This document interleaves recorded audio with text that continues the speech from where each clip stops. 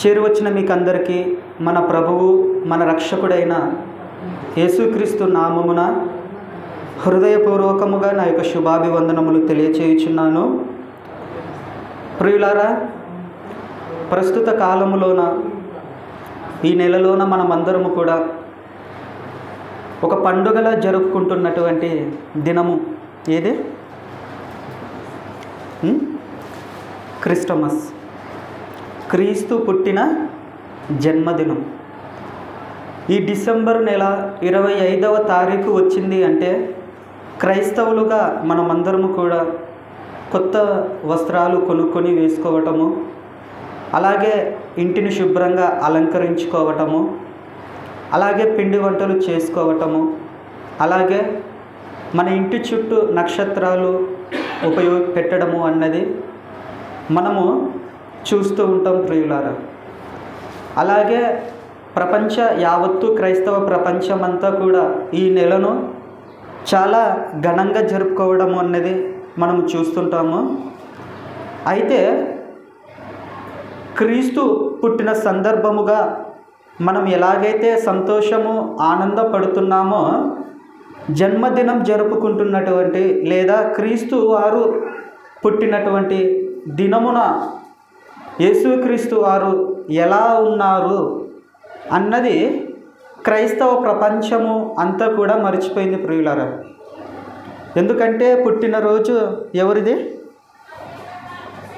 Christmas అంటే క్రీస్తు పుట్టిన జన్మదినము కనుక ఇప్పుడు జన్మదినము రోజు ఎవరు సుఖంగా ఉండాలి, ఎవరు ఆనందంగా ఉండాలి?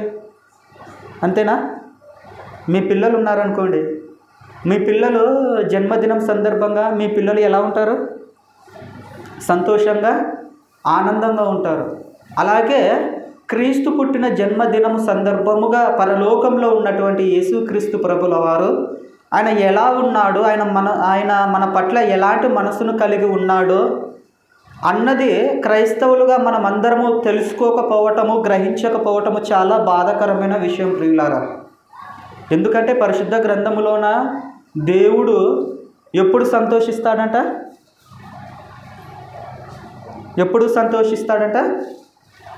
ఎప్పుడైతే దేవుని పిల్లలుగా ప్రతి ఒక్కరు కూడా ఆయన వైపు తిరిగినప్పుడు, ఆయన ఇష్టాలను, ఆయన యొక్క కోరికలను, ఆయన యొక్క చిత్తాన్ని మనము నెరవేర్చినప్పుడు దేవుడు పరలోకంలోన సంతోషిస్తాడంట. అయితే క్రీస్తు పుట్టిన జన్మదినం సందర్భముగా ప్రతి ఒక్కరు కూడా ఆనందంగా సంతోషంగా ఉంటున్నప్పుడు, క్రీస్తు పుట్టినటువంటి కాలములోన ఒక స్త్రీ మాత్రము రోదనతో ఉందంట ప్రియులారా. క్రీస్తు పుట్టినప్పుడట ఒక స్త్రీ అట అంగలారుస్తూ రోదనతో ఉందంట. ఎందుకు? ఒకసారి పరిశుద్ధ గ్రంథంలోకి వెళ్ళి మనం ఆలోచన చేస్తే మత్తయి సువార్త 2వ అధ్యాయము 16వ వచనములోన ఆ స్త్రీ ఎవరో మనకు కనబడుతుంది. చూడండి, ఈరోజు పరిశుద్ధ గ్రంథములో నుంచి మనం ఆలోచిస్తున్న అంశము పేరు ఏంటి అంటే మత్తయి సువార్త 2వ అధ్యాయము 16వ వచనాన్ని మీరు జాగ్రత్తగా చూడగలిగితే, మత్తయి సువార్త 2వ అధ్యాయము 16వ వచనాన్ని మీరు జాగ్రత్తగా చూడగలిగితే, ఆ జ్ఞానులు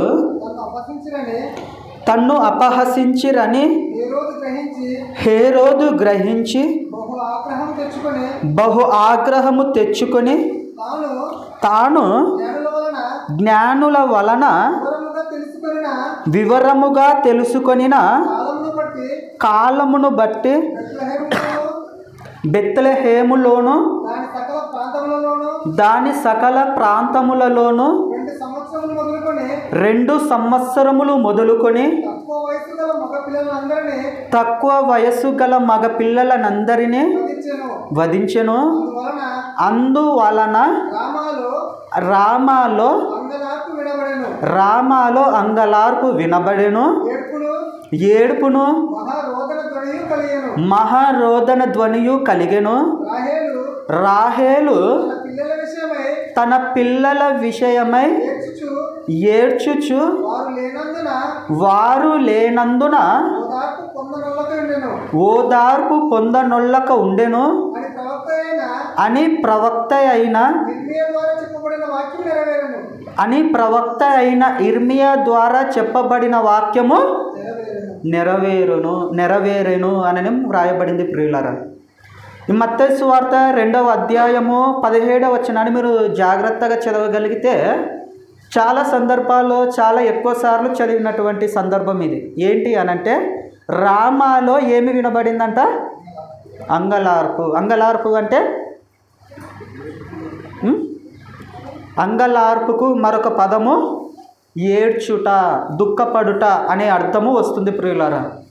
ఈ రామాలో అంగలార్పు వినబడిందంట. అలాగే ఏడుపును మహారోదన ధ్వని కలిగిందంట. రామ అనే ఒక ప్రాంతం ఉందంట. ఆ ప్రాంతంలోన అంగలార్పు వినబడిందంట. ఆ రామ అనే ప్రాంతంలోన ఏడుపును మహారోదన ధ్వనియు కలిగెను. రాహేలు తన పిల్లల విషయమై ఏడ్చుచు వారు లేనందున ఓదార్పు పొందనొల్లక ఉండేను. పరిశుద్ధ గ్రంథములో ఈ విషయం గురించి కొన్ని వేల సంవత్సరాల క్రితము ప్రవక్త అయినటువంటి ఇర్మియా గారి ద్వారా దేవుడు ప్రవచించినటువంటి ప్రవచనము క్రొత్త నిబంధనలోన మత్తయి సువార్త 2వ అధ్యాయము 17వ వచనము 16వ వచనములోన నెరవేరినట్టుగా మనం చూస్తుంటాం ప్రియులారా. అంటే క్రీస్తు పుట్టక మునుపు ఇంచుమించు సుమారు కొన్ని వేల సంవత్సరాల క్రితము ఇర్మియా గారు ప్రవక్త అయినటువంటి ఇర్మియా గారి ద్వారా దేవుడు ముందుగానే వ్రాయించిన ప్రవచనము ఎప్పుడు నెరవేరిందంట? యేసుక్రీస్తు వారు పుట్టిన కాలములో నెరవేరింది ప్రియులారా. ఇంతకీ ప్రవక్త అయినటువంటి ఇర్మియా గారు ఈ సందర్భము గురించి ఏమని ప్రస్తావించారో మనం పరిశుద్ధ గ్రంథంలోకి వెళ్ళి ఆలోచించాలి. అంతకంటే ముందుగా ప్రియులారా, ఇర్మియా ప్రవక్త ద్వారానే దేవుడు ఈ ప్రవచనాన్ని ఎందుకు వ్రాయించాడు? జరగబోయే వాటిని కొన్ని వేల సంవత్సరాల తర్వాత జరగబోయేటటువంటి భవిష్యత్తును దేవుడు ఇర్మియా ప్రవక్త ద్వారానే ఎందుకు వ్రాయించాడు అనంటే ఆమోసు గ్రంథంలోకి వెళ్ళి మనం ఆలోచన చేయగలిగితే అక్కడ ఒక విషయం గురించి దేవుడు ప్రవక్తలను ఉద్దేశించి ఒక మాట మాట్లాడుతున్నాడు చూడండి తన భక్తుని ద్వారా. ఆమోసు గ్రంథము 3వ అధ్యాయము 7వ వచనములోన తన భక్తుడైన ప్రవక్త ద్వారా దేవుడు ఏమని వ్రాయిస్తున్నాడో, ఏమని ప్రకటిస్తున్నాడో, ఏమని సెలవిస్తున్నాడో మీరు జాగ్రత్తగా చూడగలిగితే ఆమోసు గ్రంథము 3వ అధ్యాయము 7వ వచనాన్ని మీరు జాగ్రత్తగా చూడండి. ఆమోసు గ్రంథము 3వ అధ్యాయము 7వ వచనాన్ని మీరు జాగ్రత్తగా చూడగలిగితే తన సేవకులైన ప్రవక్తలకు తాను సంకల్పించిన దానిని బయలుపరచకుండా ప్రభువైన యెహోవా ఏమియు చేయడు అని వ్రాయబడింది ప్రియులారా. వ్రాయబడిన ఈ ఆమోసు గ్రంథం 3వ అధ్యాయం 7వ వచనములోన యెహోవా తన సేవకులైన ప్రవక్తలకు తాను సంకల్పించిన దానిని బయలుపరచకుండా ప్రభువైన యెహోవా ఏమియు చేయడు అని మాట్లాడుతున్నాడు. అంటే దేవుడు తన ప్రవక్తలకి ముందుగానే భవిష్యత్తును అన్నది ముందుగానే తెలియచేయటం అనేది మనము పరిశుద్ధ గ్రంథంలో చూస్తుంటాం ప్రియులారా. అందుకే అబ్రహాము గారి జీవితంలో కూడా మనం చూడగలిగితే సొదొమ గొమొర్రా ప్రాంతము విషయమై దాని యొక్క నాశనం గురించి ముందుగానే దేవుడు ఎవరికి చెబుతాడు? అబ్రహాము గారికి చెబుతాడు. కారణం ఏంటంటే అబ్రహాము గారు ప్రవక్త కనుక. కాబట్టి ఇర్మియా గారు కూడా దేవుని ప్రవక్త కనుక దేవుని ప్రవక్త అయినటువంటి ఇర్మియా గారికి దేవుడు కొన్ని వేల సంవత్సరాల క్రితము ఇర్మియా ప్రవక్త ద్వారా వ్రాయించినటువంటి జరగబోయేటటువంటి సమాచారము, జరగబోతున్నటువంటి విషయం గురించి ముందుగానే పాత నిబంధన గ్రంథములో ఇర్మియా ప్రవక్త ద్వారా వ్రాయించాడు. ఏమని వ్రాయించాడో ఒకసారి మనము మరలా ఇర్మియా గ్రంథములోకి వెళ్ళి ఆలోచన చేయగలిగితే ఇర్మియా గ్రంథము 31వ అధ్యాయము ఇర్మియా గ్రంథము 31వ అధ్యాయము 15వ వచనాన్ని మీరు జాగ్రత్తగా చూడగలిగితే ఇర్మియా గ్రంథము 31వ అధ్యాయము 15వ వచనాన్ని మీరు జాగ్రత్తగా చూడండి. యెహోవా ఈలాగు సెలవిచ్చుచున్నాడు, ఆలకించుడి, రామాలో అంగలార్పును మహారోదన ధ్వనియు వినబడుచున్నవి. రాహేలు తన పిల్లలను గూర్చి ఏడ్చుచున్నది. ఆమె పిల్లలు లేకపోయినందున ఆమె వారిని గూర్చి ఓదార్పు పొందనొల్లకు ఉన్నది అని దేవుడు ఇర్మియా ప్రవక్త ద్వారా వ్రాయించాడు. ప్రియులారా, అర్థమైన సందర్భం ఏంటి అనంటే, పరలోకంలో ఉన్నటువంటి కన్న తండ్రి అయిన దేవుడు ఇర్మియా ప్రవక్తకు ఇలాగ సెలవిస్తున్నాడు. ఏమని సెలవిస్తున్నాడు అనంటే, ఆలకించుడి, రామాలో అంగలార్పును మహారోదన ధ్వనియు వినబడుచున్నవి అని మాట్లాడుతున్నాడు. అంటే రామ అనే ఒక ప్రాంతం ఉందంట. ఈ రామ అనే ప్రాంతంలోన ఏమేమి వినబడుతున్నావంట? అంగలార్పు వినబడుతుందంట, అలాగే మహారోదన ధ్వని వినబడుచున్నది అని చెబుతూ, రాహేలు తన పిల్లలను గూర్చి ఏడ్చుచున్నది. ఆమె పిల్లలు లేకపోయినందున ఆమె వారిని గూర్చి ఓదార్పు పొందనొల్లకున్నది. అంటే భవిష్యత్తులోన ఒక కార్యము జరగబోతుంది.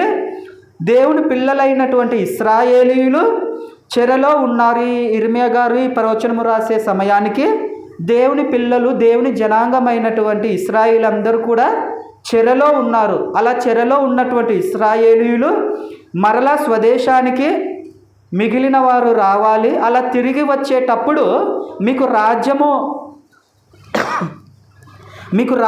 ఇచ్చేటప్పుడు ఏం జరుగుతుంది అంటున్నాడు? రామాలో అంగలార్పు జరుగుతుంది అని ముందుగానే దేవుడు కొన్ని వేల సంవత్సరాల క్రితము ప్రవక్త అయినటువంటి ఇర్మియా గారి ద్వారా సెలవిచ్చినటువంటి ప్రవచనము. ఇంతకీ ఈ రామాలో ఉన్నటువంటి ఈ రామా ప్రాంతానికి అలాగే రాహేలుకు ఉన్నటువంటి సంబంధం ఏంటో మనం ఆలోచించాలి కొద్ది నిమిషములు. ఎందుకంటే ఇప్పుడు ఈ రామాలో అంగలార్పు జరుగుతుంది అని ఇర్మియా ప్రవక్త ద్వారా దేవుడు సెలవిచ్చాడు. దేవుడు ఇర్మియా ప్రవక్త ద్వారా సెలవిచ్చినటువంటి ఈ ప్రవచనము నెరవేరింది. ఎప్పుడు నెరవేరింది అంటే యేసుక్రీస్తు వారు పుట్టినప్పుడు నెరవేరింది. అంటే ఈ రామా ప్రాంతం ఇంతకీ ఎక్కడ ఉంది? ఈ ప్రాంతానికి రాహేలు కుమారులకు సంబంధము ఏంటి? రాహేలు కుమారుల్ని ఎందుకు అప్పగించాడు? అంగలార్పు ఈ రామనే ప్రాంతంలో ఎందుకు వినిపించబడింది? రాహేలు పిల్లలు ఎందుకు చంపబడ్డారు?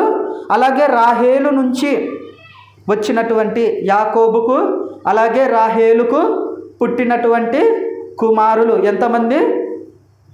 రాహేలుకు యాకోబుకు. రాహేలు ఎవరి భార్య? యాకోబు భార్య. ఇప్పుడు యాకోబుకు పుట్టిన కుమారులు ఎంతమంది? యాకోబుకు పుట్టిన కుమారులు ఎంతమంది? మొత్తము 12 మంది. ఇప్పుడు యాకోబు అలాగే యాకోబు భార్య అయినటువంటి రాహేలుకు వారిద్దరికీ పుట్టినటువంటి పిల్లలు ఎంతమంది? ఇద్దరు. ఎవరు వాళ్ళు? యోసేపు, బెన్యామీను. ఈ విషయం మీరు దృష్టిలో ఉంచుకోండి. ఎందుకు అనంటే ఈరోజు మన పాఠానికి చాలా ముఖ్యమైన సందర్భం ఇదే. అంటే ఇశ్రాయేలీలో యాకోబు గోత్రాలుగా పిలువబడుతున్నటువంటి 12 గోత్రాలలో ఒక గోత్రం ఏంటి? బెన్యామీను గోత్రము. ఈ బెన్యామీను గోత్రమును ఉద్దేశించి దేవుడు తన ప్రవక్త అయినటువంటి ఇర్మియా గారి ద్వారా ఏమని సెలవిస్తున్నాడు అనంటే, భవిష్యత్తులోన రాహేలు నుంచి వచ్చిన ఒక గోత్రము వారు ఎవరైతే ఉన్నారో వారు క్రీస్తు పుట్టినప్పుడు ఏమవుతారంట? వధింపబడతారు. ఎక్కువ మంది వధింపబడతారు అని దేవుడు ఎవరికి సెలవిస్తున్నాడు? ముందుగానే దేవుని ప్రవక్త అయినటువంటి ఇర్మియా అనే ప్రవక్తకు ముందుగానే ప్రవచనాన్ని, భవిష్యత్తులో జరగబోయే సంఘటనను ఉద్దేశించి దేవుడు ముందుగానే ఇర్మియా ప్రవక్తకు సెలవిస్తున్నాడు. అయితే ప్రియులారా, మీరు జాగ్రత్తగా ఆలోచన చేయగలిగితే ఇంతకీ ఈ రాహేలుకు పుట్టినటువంటి 2 కుమారులు ఉన్నారు కదా. ఎవరు? యోసేపు అలాగే బెన్యామీను. ఇప్పుడు రాహేలుకు పుట్టినటువంటి మొదటి కుమారుడు ఎవరు? రాహేలుకు పుట్టిన మొదటి కుమారుడు ఎవరు? యోసేపు. రెండవ కుమారుడు ఎవరు? బెన్యామీను. ఆదికాండము 35వ అధ్యాయము 16 నుంచి 18 వచనములు మీరు జాగ్రత్తగా చూడగలిగితే, ఆదికాండము 35వ అధ్యాయము 16 నుంచి 18 వరకు మీరు జాగ్రత్తగా చూడగలిగితే, ఇక్కడ ఒక విషయం గురించి దేవుడు రాహేలు విషయమే వ్రాయిస్తున్నటువంటి సందర్భాన్ని చూడండి. ఆదికాండము 35వ అధ్యాయము 16వ వచనము. ఎఫ్రతాకు వెళ్ళు మార్గములో మరికొంత దూరము ఉన్నప్పుడు రాహేలు ప్రసవించుచు ప్రసవ వేదనతో ప్రయాసపడెను. ఆమె ప్రసవము వలన ప్రయాసపడుచున్నప్పుడు మంత్రసాని ఆమెతో భయపడకుము, ఇదియు నీకు కుమారుడగునని చెప్పెను. ఆమె మృతి పొందెను. రాహేలు ప్రాణము పోవుచుండగా రాహేలు అతని పేరు బెనోని అనెను. అతని తండ్రి అతనికి బెన్యామీను అను పేరు పెట్టెను. ఇంతకీ ఇక్కడ పుట్నోట్లో నా బెనోని అనే పదం కనబడుతుందా? 3 అనే పదం సంఖ్య కనబడుతుందా? కింద మూల భాషలో ఏముంది? నా దుఃఖపుత్రుడు. అంటే ఒక రాహేలు గారు మొదటిగా యోసేపు గారికి జన్మనిచ్చిన తర్వాత మరలా రాహేలుకి ఎవరు పుట్టారు? బెన్యామీను అనే ఒక వ్యక్తి పుట్టాడంట. ఈ బెన్యామీను పుడుతున్నప్పుడు రాహేలు పరిస్థితి ఎలా ఉందంట? 16వ వచనం. రాహేలు పరిస్థితి ఎలా ఉంది అనంటే, రాహేలు ప్రసవించుచు ప్రసవ వేదనతో ప్రయాసపడిందంట. అలాగే ఆమె ప్రసవము వలన ప్రయాసపడుచున్నప్పుడు మంత్రసాన ఆమెతో భయపడకుము, ఇదియు నీకు కుమారుడుగానని చెప్పాను. ఇంతకీ ఇక్కడ నా దుఃఖపుత్రుడు అని రాహేలు మాట్లాడుతుంది కదా. ఇంతకీ నా దుఃఖపుత్రుడు అనగానే అర్థం ఏంటి? నా దుఃఖపుత్రుడు అనగానే అర్థం ఏంటి అనంటే, నా దుఃఖానికి కారణమైన పుత్రుడు అని అర్థం. నా దుఃఖపుత్రుడు అనగానే నా దుఃఖానికి కారణమైన పుత్రుడు అని అర్థం. ఇది దేవుని సంకల్పం. అంటే బెన్యామీనుల నుంచి వచ్చిన వారి ద్వారా ఇప్పుడు ఎవరికి దుఃఖం కలిగింది? ఎవరికి దుఃఖం కలిగింది? రాహేలుకు దుఃఖం కలిగింది. ఎందుకు? బెన్యామీను గోత్రంలో నుంచి వచ్చిన బెన్యామీనుల ద్వారా ఎందుకు రాహేలుకు దుఃఖం కలిగిందో పరిశుద్ధ గ్రంథంలోకి వెళ్ళి మనము జాగ్రత్తగా ఆలోచించాలి ప్రియులారా. బెన్యామీనీయులు ఎలాంటి వాళ్ళు ముందుగా మనము తెలుసుకోవాలి. ఈ బెన్యామీనీయులు ఎలాంటి వాళ్ళంటే దేవుణ్ణి వ్యతిరేకించిన వాళ్ళు వీళ్ళు. ఇంతకు వీళ్ళు చేసినటువంటి తప్పు, వీళ్ళు చేసినటువంటి నేరము ఏంటి అని ఒకసారి మనం పరిశుద్ధ గ్రంథంలోకి వెళ్ళి ఆలోచించగలిగితే, న్యాయాధిపతుల గ్రంథంలో వీళ్ళు చేసినటువంటి నేరము మనకొకటి కనబడుతుంటుంది ప్రియులారా. ఎందుకనంటే ఈరోజు మనం ఆలోచిస్తున్నటువంటి ఈ రామాలో అంగలార్పు ఎందుకని ఈ పాఠానికి ఈ బెన్యామీనీయులకు చాలా చాలా సంబంధం ఉంది కనుకనే మరి ఈ చరిత్ర అంతా కూడా వివరించడం అన్నది జరుగుతుంది. ఇంతకీ ఈ బెన్యామీనీయులు చేసినటువంటి నేరం ఏంటి? ఈ బెన్యామీనీయులు దేవుని దృష్టికి ఎలాంటి నేరము చేశారో ఒకసారి మీరు పరిశుద్ధ గ్రంథంలోకి వెళ్ళి ఆలోచన చేయగలిగితే, న్యాయాధిపతుల గ్రంథము 19వ అధ్యాయము 19వ అధ్యాయము 13వ వచనములోన మీరు జాగ్రత్తగా చూడగలిగితే ఇక్కడ ఒక సందర్భం మనకు కనబడుతూ ఉంటుంది ప్రియులారా. ఏంటి అది అనంటే, ఇక్కడ ఒక వ్యక్తి గురించి దేవుడు వ్రాయిస్తూ న్యాయాధిపతుల గ్రంథములోన చూడండి. న్యాయాధిపతుల గ్రంథము 19వ అధ్యాయము 19వ అధ్యాయము 13వ వచనం నుంచి మీరు జాగ్రత్తగా చూడగలిగితే ఇక్కడ మరియు అతడు నీవు రమ్ము నీ స్థలములలో ఏదో ఒక ఊరికి సమీపించి గిబియాలో గాని రామాలో గాని ఈ రాత్రి బస చేసేదమనేను. ఇక్కడ సందర్భం ఏంటంటే ప్రియులారా, ఇశ్రాయేలీయులకు రాజు లేని దినములలో లేవీయుడైన ఒకడు ఎఫ్రామీల మన్యపు ఉత్తర భాగమున పరదేశిగా నివసిస్తూ ఉన్నాడంట. అలా నివసిస్తున్నప్పుడు బెత్లెహేములో నుంచి ఒక స్త్రీని తనకు ఉపపత్నిగా తెచ్చుకున్నాడంట. అలా తెచ్చుకున్నటువంటి సందర్భంలో వాళ్ళ ప్రాంతానికి మరి వెళ్ళాలి అని అనుకుంటూ ఉన్నప్పుడు ఈ రాత్రి చాలా పొద్దుపోయింది కనుక ఈ రాత్రికి ఎక్కడ మనం బస చేద్దాము అని అంటే, ఎక్కడ బస చేయాలని చెప్తున్నారు? గిబియాలోను రామాలో కానీ ఈ రాత్రి బస చేసేద్దామని అనేను. ఇక్కడ మనకు పదం కనబడుతుంది చూడండి, రామా అనే ప్రాంతము కనబడుతుందా? రామాలోనే కానీ అలాగే ఇంకా ఈ రాత్రి గిబియాలోనే కానీ రాత్రి బస చేసేద్దామనేను అని మాట్లాడుతున్నారు ప్రియులారా. ఇంతకీ ఈ గిబియా ప్రాంతము ఎవరిది? ఈ రామ ప్రాంతము ఎవరిది? పరిశుద్ధ గ్రంథంలోకి వెళ్ళి మనం ఆలోచన చేయగలిగితే ఈ సందర్భంలోన ఈ బెన్యామీనీయులు ఈ గిబియోను ప్రాంతంలోన కానివ్వండి, ఈ రామ ప్రాంతంలో కానీ ఎవరున్నారు అని అంటే బెన్యామీనీయులు ఉన్నారు. అంటే రాహేలు జన్మనిచ్చినటువంటి బెన్యామీన్ అని ఒక గోత్రం ఉంది కదా, ఆ బెన్యామీను గోత్రము నుంచి వచ్చిన వాళ్ళందరూ కూడా ఏ ప్రాంతంలో ఉన్నారు? గిబియాలో ఉన్నారంట, ఇంకా రామ అనే ప్రాంతంలోన ఉన్నారంట. ఇంతకీ గిబియా అనే ప్రాంతము, ఈ రామ అనే ప్రాంతంలోన బెన్యామీనీయులు ఉన్నారో లేదో ఒకసారి మనం ఇంకా ముందుకు వెళ్ళి ఆలోచన చేయగలిగితే, ఎందుకు ఈ విషయం చెప్తున్నానంటే ఈ బెన్యామీనీయులలో కొందరిని ఈ సందర్భంలోన తెల్లవారి వరకు కూడా ఈ న్యాయాధిపతుల గ్రంథం 19వ అధ్యాయం అంతా మనం చదవగలిగితే ఈ బెన్యామీనీయుల్లోన చాలామంది ఏం చేస్తారు అనంటే, ఈ గిబియాలో ఉన్నటువంటి వాళ్ళందరూ కూడా కొంతమంది పోకిరులు బెన్యామీనీయులైన వాళ్ళు ఏం చేస్తారు అనంటే ఒక స్త్రీని తెల్లవారి వరకు కూడా చెరుపుతుంటారు ప్రియులారా. అలా చెరుపుతూ ఉన్నప్పుడు ఆమె పడుతున్నటువంటి బాధ కానివ్వండి, తెల్లవారి వరకు చెరుపుతూ అంత ఘోరమైనటువంటి దుష్కార్యమును, అంత ఘోరమైనటువంటి పాపాన్ని ఎవరు చేస్తున్నారు? గిబియా లేదా రామాలో ఉంటున్నటువంటి బెన్యామీనీయులు చేస్తున్నారు.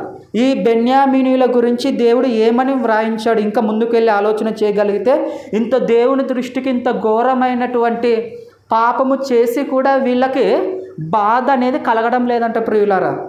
బాధ అనేది కలగడం లేదంట. ఎందుకు అనంటే ఈ బెన్యామీనులు ఎలాంటి వాళ్ళు అనంటే నేరం చేశారు అనని ఒప్పుకోవడం కూడా లేదంట. అలా ఒప్పుకోకపోయేసరికి చేసినటువంటి ఆ నేరానికి బాధ అనేది వీళ్ళకి లేకపోయేసరికి ఈ బెన్యామీనులు ఎవరైతే ఉన్నారో ఈ బెన్యామీనీయులలో కొందరిని దేవుడు ఏం చేశాడు అనంటే ఒక యుద్ధములో నుంచి కాపాడడము జరిగింది ప్రియులారా. ఒక యుద్ధములో నుంచి దేవుడు ఈ బెన్యామీనీయులను కాపాడడము జరిగింది. ఎందుకు కాపాడడము జరిగింది అనంటే ఈ బెన్యామీనీయులు ఎవరైతే ఉన్నారో ఈ బెన్యామీనీయులు చేసిన దోషాలకు ఈ బెన్యామీనీయులు అనే గోత్రములో నుంచి వచ్చిన ఈ బెన్యామీనులు చేసినటువంటి నేరానికి శిక్ష ఇప్పుడు ఎవరు అమలు చేయాలి? దేవునికే విరోధముగా, దేవునికే వ్యతిరేకముగా నేరం చేశారు అనంటే ఇప్పుడు ఈ బెన్యామీనీయులు యుద్ధములోన కొంతమంది చనిపోతారు. ఈ న్యాయాధిపతుల గ్రంథము 19వ అధ్యాయం అంతా కూడా మనం చదువుకుంటూ వస్తే మనకు అర్థమవుతుంది. 19వ అధ్యాయము 20వ అధ్యాయము 21వ వచనము. అయితే సమయం లేదు కనుక ఎక్కువ వివరించడం లేదు. ఈ బెన్యామీనులు చేసినటువంటి నేరానికి ఈ దోషానికి దేవుడు ఏం చేయాలనుకున్నాడు అనంటే అప్పటి కాలంలోనే వీళ్ళు చేసినటువంటి నేరానికి యుద్ధములోన చాలామందిని వీరిని దేవుడు ఏం చేశాడు అనంటే నిర్మూలన చేశాడు ప్రియులారా. కానీ కొందరిని బెన్యామీనీయులలోన దేవుడు ఉంచడం జరిగింది, బ్రతికించడం అన్నది కాపాడడం అన్నది జరిగింది. ఎందుకు దేవుడు బెన్యామీనీయులను కాపాడాడు అనంటే ఎవరైతే కాపాడబడిన బెన్యామీనీయులు ఉన్నారో వారందరూ కూడా యేసుక్రీస్తు వారు పుట్టే కాలానికి వీళ్ళందరూ కూడా ఏమైపోవాలి? చంపబడాలి అనని దేవుడు అనుకున్నాడు ప్రియులారా. చంపబడాలి. ఎప్పుడు చంపబడాలి అనంటే యేసుక్రీస్తు వారు పుట్టినప్పుడు ఈ శిక్ష అనేది ఎవరి మీదకి రావాలి? బెన్యామీనీయుల మీదకి రావాలి అనని దేవుడు అనుకున్నాడు. అనుకున్నట్టుగానే ఏం జరిగింది అనంటే బెన్యామీనులు చేసినటువంటి దోషాలకు శిక్ష వేశాడు. అది ఎప్పుడు అనంటే యేసుక్రీస్తు జననము ద్వారానే అది జరిగింది ప్రియులారా. అయితే హేరోదు చంపమని ఆజ్ఞ జారీ చేస్తాడు కదా, 2 సంవత్సరాలు తక్కువ వయసు మగపిల్లలందరినీ చంపమని హేరోదు రాజు ఆజ్ఞ జారీ చేస్తాడు కదా. అలా చంపబడినటువంటి ఆ పిల్లలలోన ఎక్కువ మంది ఎవరున్నారు? బెన్యామీనీయులు ఉన్నారు ప్రియులారా. ఈ బెన్యామీనీయులు రాహేలుకు పుట్టినట్టు ఈ బెన్యామీనీయులు చాలామంది అలా చనిపోతూ ఉన్నప్పుడు ఇప్పుడు రాహేలు ఏమవుతుందంట, తన గర్భాన పుట్టినటువంటి పిల్లలు చనిపోతూ ఉన్నప్పుడు రాహేలు ఎలా ఉంటుందంట, రాహేలు మనస్సు ఎలా ఉంటుందంట, మహారోదన ఏడుపు. ఏడుపు అంట, తన పిల్లలు లేనందున ఆమె ఓదార్పు పొందనొల్లక ఉండేను. సహజంగా చేతికి వచ్చిన పిల్లలు ఉన్నారనుకోండి, మీ గర్భాన పుట్టిన పిల్లలు చిన్న వయసులోనే పుట్టినప్పుడు చనిపోయారు అనుకోండి, ఆ బాధ ఎలా ఉంటుంది, ఆ ఆవేదన ఎలా ఉంటుంది? అలాంటి బాధని ఇప్పుడు ఎవరు అనుభవిస్తున్నారు? రాహేలు అనుభవిస్తుంది ప్రియులారా. ఎందుకు రాహేలు అనుభవిస్తుంది? ఈ రామ్ అనే ప్రాంతానికి రాహేలుకు ఉన్నటువంటి సంబంధం ఏంటి అని ఒకసారి మనం పరిశుద్ధ గ్రంథంలోకి వెళ్ళి మీరు జాగ్రత్తగా ఆలోచన చేయగలిగితే, యెహోషువ నాయకత్వంలో కనాను దేశాన్ని ఆక్రమించుకున్నప్పుడు అప్పుడు యెహోషువ గారు ఏం చేశారు అంటే మిగిలిన ఇశ్రాయేలు గోత్రాల వాళ్ళకి కూడా సమానంగా కనాను దేశాన్ని భూభాగాన్ని పంచిపెట్టడము జరిగింది. అలా కనాను దేశాన్ని యెహోషువ గారు పంచిపెడుతున్నటువంటి సందర్భంలోన ఈ రామ అనే ప్రాంతం ఏదైతే ఉందో, ఈ గిబియా అనే ప్రాంతం ఉంది కదా, ఇప్పుడు మీరు చదివారు, ఈ గిబియా అనే ప్రాంతం ఏదైతే ఉందో ఈ 2 ప్రాంతాలు ఎవరికి వచ్చాయి? ఇశ్రాయేలు 12 మంది గోత్రాలలోన ఎవరికి వచ్చాయంట? బెన్యామీన్ అనే గోత్రానికి ఈ 2 ప్రాంతాలు వచ్చాయంట. ఏ ప్రాంతాలు? గిబియోను అలాగే రామ. పరిశుద్ధ గ్రంథంలోకి మీకు ఆధారం కావాలనుకుంటే యెహోషువ గ్రంథంలోన సందర్భం మనకు కనబడుతుంది. రెఫరెన్స్ కావాలనుకుంటే ఒకసారి చూడండి. యెహోషువ గ్రంథము 18వ అధ్యాయము 11వ వచనం నుండి మీరు జాగ్రత్తగా చూడగలిగితే ఈ సందర్భంలోన ఒకవైపు సరిహద్దుల్లో యూద వంశస్థులు కనబడతారు, మరో సరిహద్దు వైపు యోసేపు పుత్రుల సరిహద్దులు ఉంటాయి. ఎఫ్రాయిము అలాగే మనష్షేల సరిహద్దులు, యోసేపు పుత్రులు అలాగే యూదా వారు, వీరిద్దరి మధ్య భూభాగంలో ఎవరుంటారు అంటే బెన్యామీనుల భూభాగం ఉంటుంది. ఓసారి ఆ సందర్భాన్ని చూడండి. ఆ వచనము యెహోషువ గ్రంథము 18వ అధ్యాయము 11వ వచనాన్ని మీరు జాగ్రత్తగా చూడండి. యెహోషువ గ్రంథము 18వ అధ్యాయము 11వ వచనము. బెన్యామీనీయుల గోత్రమునకు వారి వంశముల చొప్పున వంతు చీటి వచ్చెను. వారి చీటి వలన కలిగిన సరిహద్దు యూద వంశస్థుల సరిహద్దుకును యోసేపు పుత్రుల సరిహద్దుకును మధ్య ఉందంట.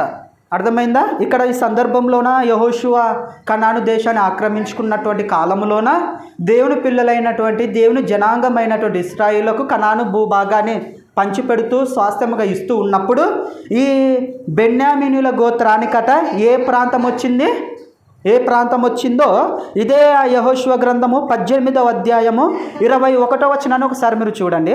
యెహోషువ గ్రంథం 18వ అధ్యాయము 21వ వచనము. బెన్యామీనీయుల గోత్రమునకు వారి వంశముల చొప్పున కలిగిన పట్టణములు ఏవేవనగా అంటే బెన్యామీన్ అని ఒక గోత్రం ఉందంట. ఆ గోత్రానికి వారి వంశముల చొప్పున కొన్ని పట్టణాలను దేవుడు యెహోషువ ద్వారా భూభాగంగా ఈ బెన్యామీనీలకు కొన్ని ప్రాంతాలను ఇవ్వటము జరిగిందంట. ఇప్పుడు 26వ వచనం చదవన్నా. 26వ వచనం. ఓప్ని గేబా అనునవి వాటి పల్లెలు పోగా 12 పట్టణములు ఇక్కడ కనబడుతుంది చూడండి. గిబియోను రామా. ఈ గిబియోను రామ అనే ప్రాంతము ఎవరికి వచ్చింది? ఇజ్రాయేలు 12 మంది, ఇజ్రాయేల్లోనే మిగిలినటువంటి గోత్రాలలో ఉన్నటువంటి ఒక గోత్రమై ఉన్నటువంటి బెన్యామీను గోత్రానికి ఈ 2 ప్రాంతాలు వచ్చాయి. ఏంటేంటి? గిబియోను, రామా అనే ప్రాంతం. ఇంతకీ బెన్యామీనుల ప్రాంతాలు మీరు చూశారు కదా, 26 పట్టణాలు బెన్యామీనులకు వచ్చాయి కదా. ఈ 26 పట్టణాలలోనూ ఒకటి ఏంటి? ఒక ప్రాంతం ఏంటి? గిబియోను. అలాగే ఇంకా రామా అనే ఒక ప్రాంతం అంట.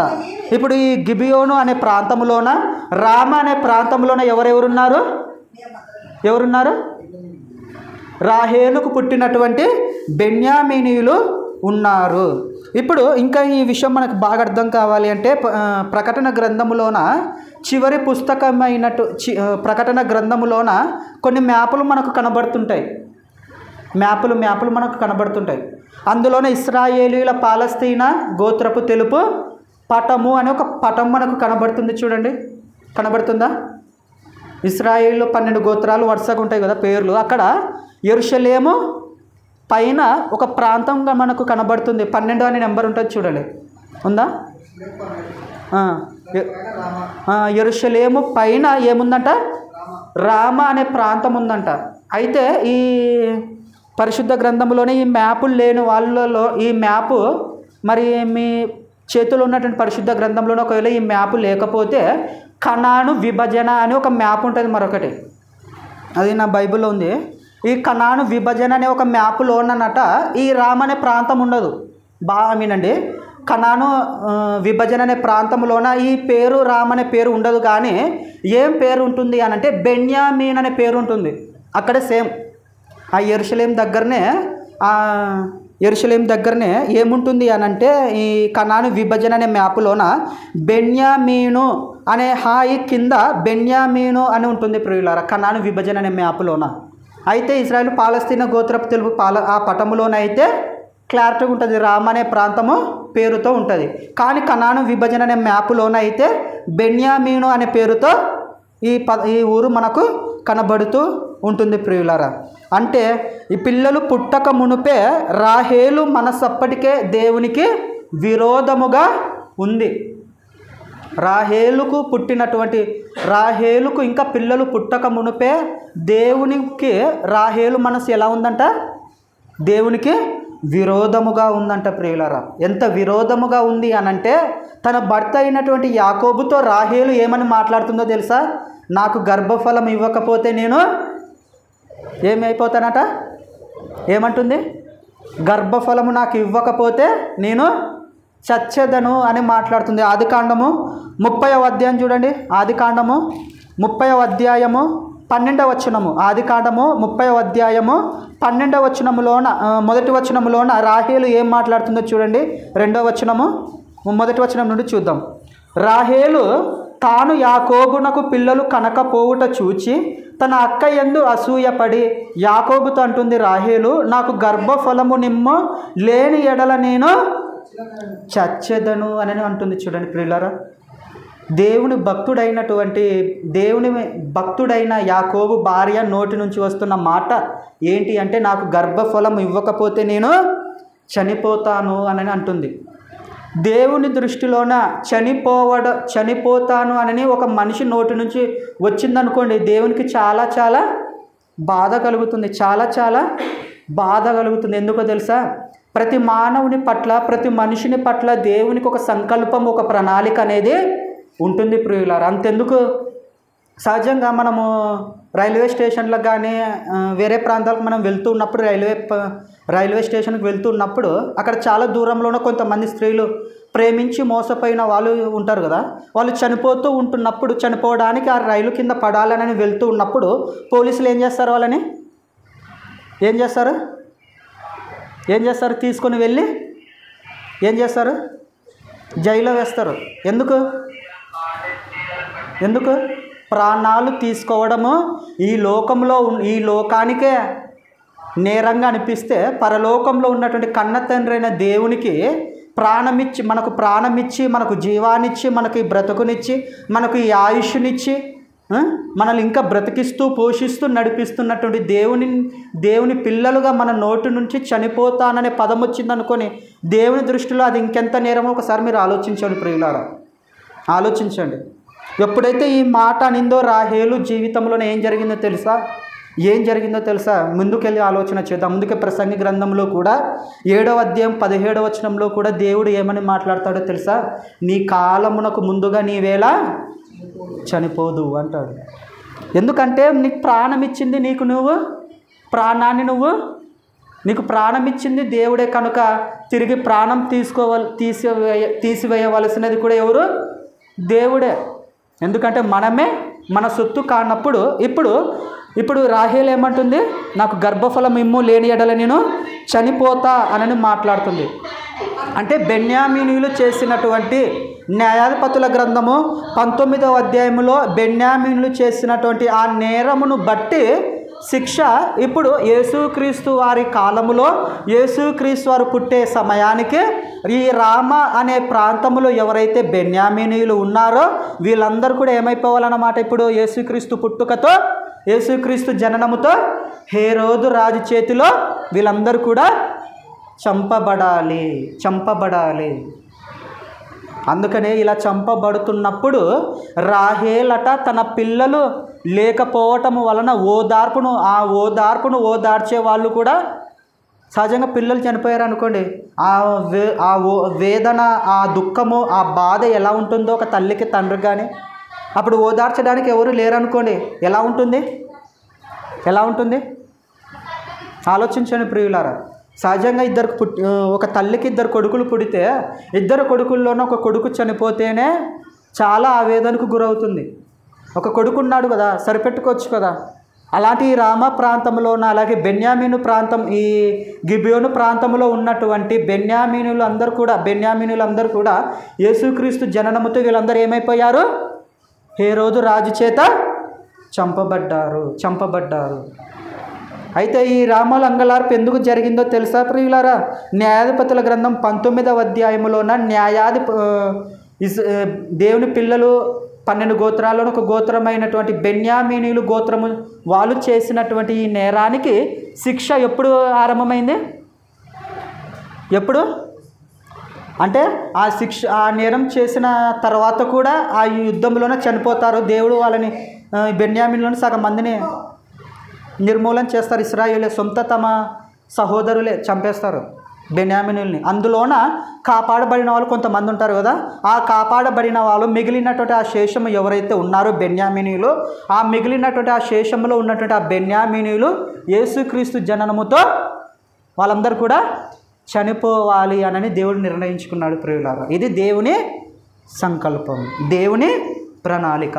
ఇప్పుడు ఇర్మియా గ్రంథాన్ని చూడండి. ఇర్మియా గ్రంథం 31వ అధ్యాయము 15వ వచనము. ఇర్మియా గ్రంథము 31వ అధ్యాయము 15వ వచనము. అంతటా యెహోవాకు ఇర్మియాకు ప్రత్యక్షమై యెహోవా ఇలాగు సెలవిచ్చుచున్నాడు, ఆలకించుడి. రామలు ఎవరున్నారు? ఇందాక మీరు చదివారు కదా, యెహోషువ గ్రంథం 18వ అధ్యాయంలో ఎవరున్నారు? బెన్యామీనీయులు ఉన్నారు. ఈ రామ అనే ప్రాంతంలో బెన్యామీనీయులు ఉన్నారు. రామాలో అంగలార్పును మహారోదన ధ్వనియు వినబడుచున్నవి. రామాలో ఏమేమి వినబడుతుందంట? అంగలార్పు వినబడుతుందంట, మహారోదన ధ్వని వినబడుతుందంట.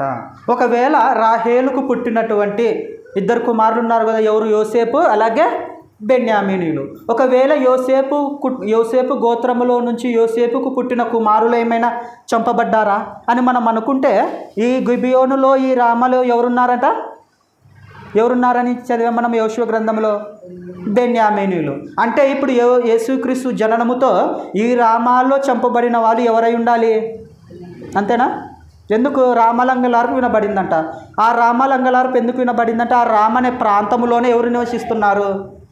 బెన్యామీనీయులు నివసిస్తున్నారు కనుక అప్పుడు ఏం జరిగిందో చూడండి. కొత్త నిబంధనలోన మత్తయి సువార్త 2వ అధ్యాయము ఆ మాట చూసి ముగించుకుందాం. మత్తయి సువార్త 2వ అధ్యాయము 17వ వచనం నుంచి మీరు జాగ్రత్తగా చూద్దాం. మరొకసారి 17వ వచనం చూద్దాం. 17వ వచనం మనం అందువలన రామాలో అంగలార్పు వినబడెను. అంటే ఇర్మియా గ్రంథం 31వ అధ్యాయం 15వ వచనములోన దేవుడు ఇర్మియా ప్రవక్త ద్వారా పలికించిన ఆ ప్రవచనము ఇక్కడ నెరవేరింది అన్నది మనకు అర్థమవుతుంది. రామాల అంగలార్పు వినబడెను, ఏడుపును మహారోదన ధ్వనియు కలిగెను. రాహేలు తన పిల్లల విషయమై ఏడ్చుచు వారు లేనందున ఓదార్పు పొందనొల్లక ఉండేను అనే విషయాన్ని మీరు దృష్టిలో ఉంచుకొని ఇప్పుడు 16వ వచనం చదువున. 16వ వచనం. ఆ జ్ఞానులు తన్ను అపహసించిరని హేరోదు గ్రహించి బహు ఆగ్రహము తెచ్చుకొని తాను జ్ఞానుల వలన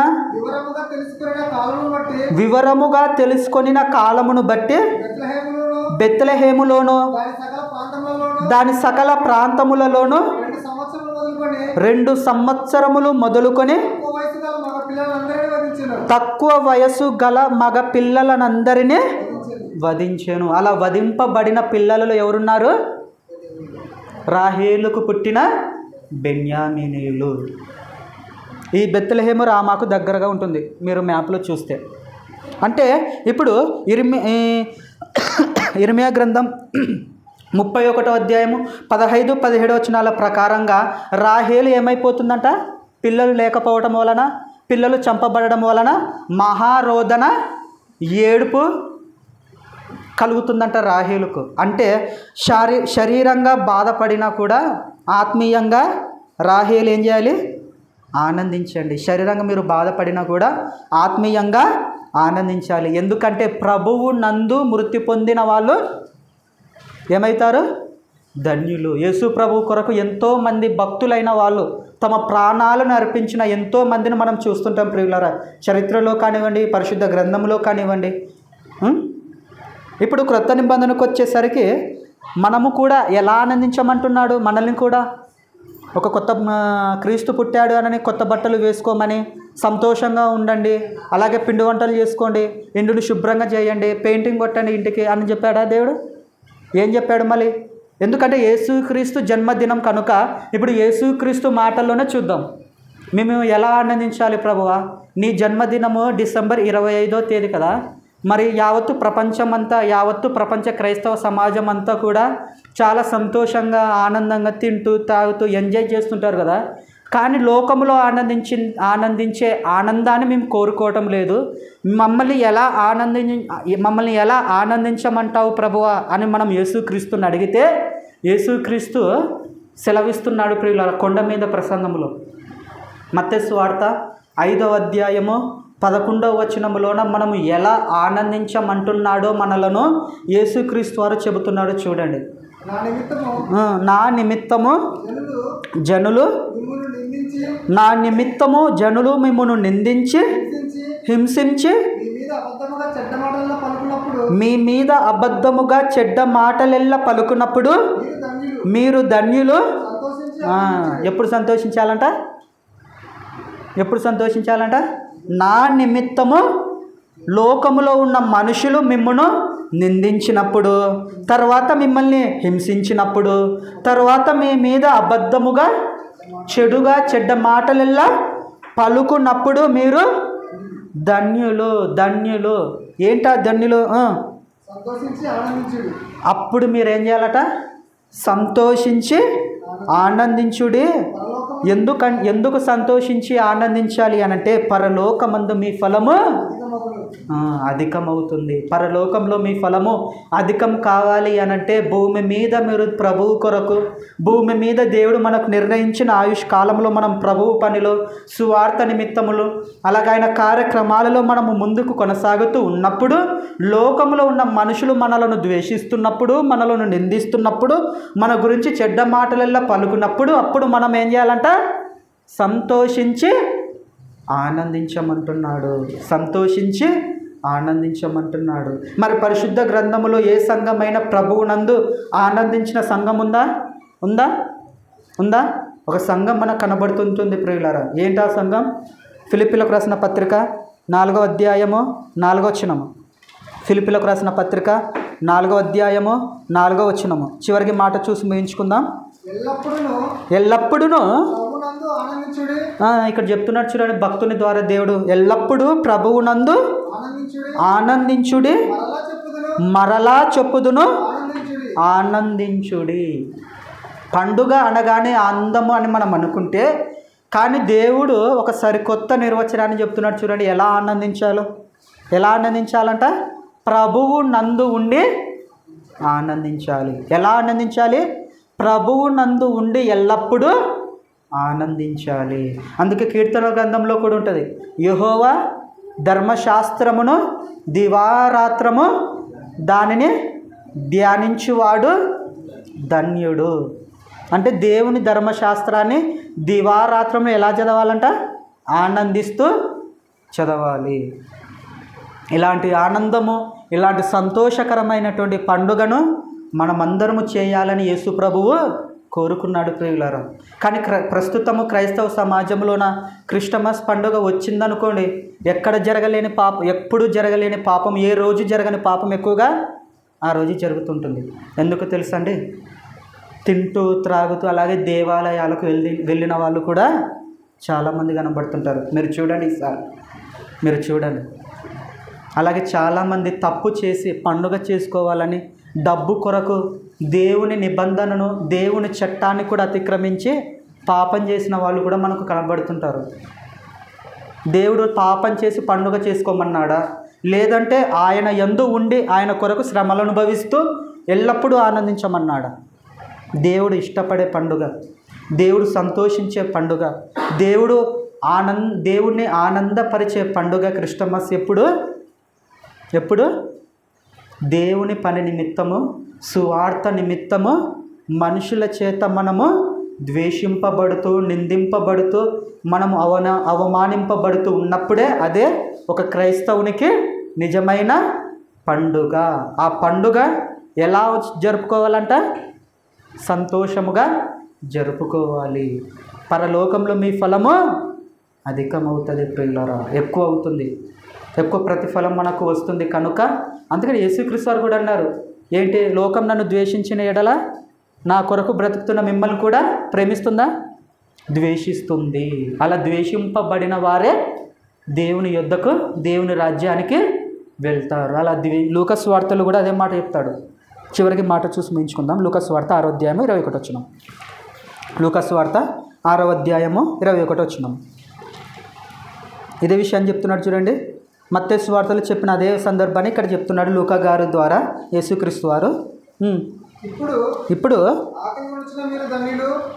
ఆకలి గొనుచున్న మీరు ధన్యులు, మీరు తృప్తిపరచబడుదురు.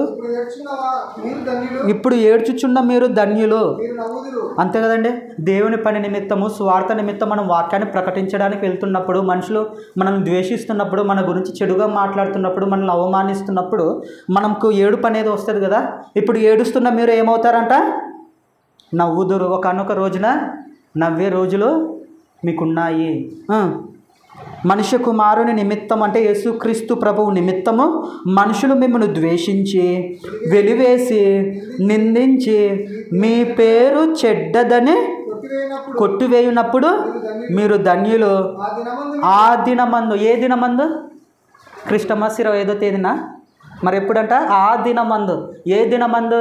నువ్వు సువార్త నిమిత్తము, దేవుని పని నిమిత్తం నువ్వు ముందుకు వెళ్తూ ఉన్నప్పుడు, ఏ రోజైతే, ఏ దినమైతే మనుషులు నిన్ను నిందించి, నిన్ను వెలివేసి, నీ పేరు చెడ్డదని, నీ గురించి చెడుగా మాట్లాడుతుంటారో ఆ దినమందు మీరు సంతోషించి గంతులు వేయండి. ఇదిగో మీ ఫలము పరలోకమందు గొప్పదై ఉండును. కనుక యేసు ప్రభువు కోరుకుంటున్నటువంటి నిజమైన ఆనందం, తను నమ్మినటువంటి భక్తులైన వాళ్ళు మనమందరం కూడా పొందుకోవాలి అంటే ప్రతి దినము కూడా ప్రభువు నందు ఉండి ఎల్లప్పుడూ కూడా మనమందరము ఆనందించాలి. అంటే రామాలో అంగలార్పు ఎందుకు వినబడింది అంటే, రాహేలు గర్భంలో పుట్టినటువంటి బెన్యామీనీయులు న్యాయాధిపతుల గ్రంథము 9వ అధ్యాయములో చేసినటువంటి నేరము వలన ఆ నేరానికి శిక్ష దేవుడు ఎప్పుడు వేయాలనుకున్నాడు? యేసుక్రీస్తు జననముతో వేయాలి అనుకున్నాడు. ఎందుకనంటే యేసుక్రీస్తు వారు పుట్టారు అనని ప్రపంచ మానవాళికి తెలియాలి. కనుక ఆయన రాకతో చాలామంది పిల్లలు చంపబడినప్పటికీ వాళ్ళు ప్రభువు దృష్టిలో ధన్యులా కాదా? యెహోవా భక్తుల మరణం ఆయన దృష్టికి మిగుల విలువ గలది అన్నాడు. ఆయన దృష్టికి విలువ గలది ఎప్పుడుగా మారుతుంది? మన మరణము అనంటే ఆయన కొరకు మన ప్రాణాలను అర్పించినప్పుడే. అలా అర్పించిన ఆ చిన్న పిల్లలలోన రాహేలు పిల్లలు ఉన్నారు. ఇప్పుడు వీళ్ళందరూ కూడా ధన్యులా కాదా? ధన్యులేనా? ధన్యులే ప్రియులారా. మిగిలిన రెండవ భాగాన్ని మరొకసారి మనమందరం ధ్యానిద్దాం. అందరూ తలలు వంచండి, ప్రార్థించుకుందాం.